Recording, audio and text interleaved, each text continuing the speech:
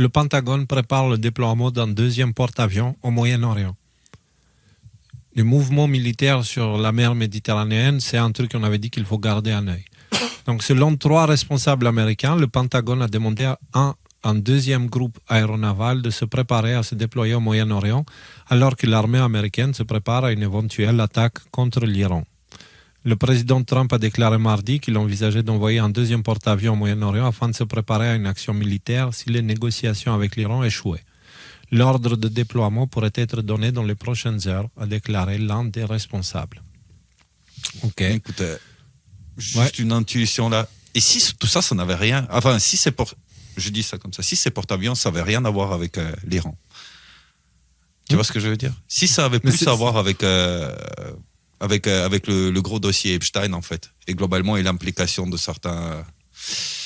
En tout cas, on sait, enfin, d'une certaine façon, on sait qu'il y aura une flotte importante dans la mer Méditerranéenne, tu vois, dans les eaux, dans cette zone-là. Et du coup, on garde un œil quand ces choses-là commencent à se mettre en place. Tu vois. Peu importe les arguments utilisés pour ces choses-là, c'est du moment où on voit ces mouvements se faire, on garde un œil, on reste attentif. Donc, moi, je reste avec quand même. Je reste avec... la situation en Iran, au Moyen-Orient en général, elle est très complexe. Et de manière générale, j'évite de faire des analyses à l'emporte-pièce avant d'avoir vraiment étudié la question. Ce que je n'ai pas fait.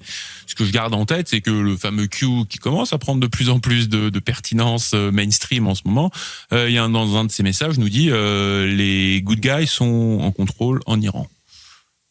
Voilà, c'est quelque chose que je garde en tête. Donc, sachant qu'on est sur une grande pièce de théâtre, un grand film là en ce moment, avec les apparences qui nous amènent dans une direction et puis la réalité qui va dans une direction complètement différente. En tout cas, moi, ta théorie, Nico, je suis absolument pas sûr qu'elle soit vraie, mais je suis absolument pas sûr qu'elle soit fausse. Donc, voilà, gardons un petit peu... Ça fait pas stupide dans le contexte actuel, ouais.